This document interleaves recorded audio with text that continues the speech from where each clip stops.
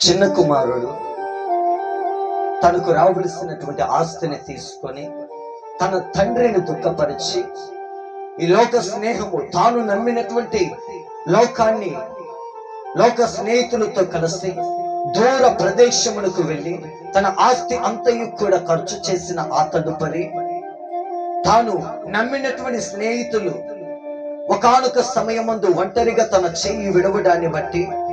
ఆకలితో అలమటిస్తూ కుమిలిపోతూ ఉండగా, నేనంటాను,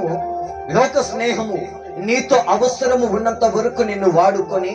చివరికి నిన్ను ఒంటరిగా చెయ్యి విడిచిపెట్టును, కానీ నిజమైనటువంటి స్నేహితుడు నేను అంతము వరకు విడువక ప్రేమించును. సామెతల పుస్తకం 17:17లో నిజమైనటువంటి స్నేహితుడు విడువక ప్రేమించును.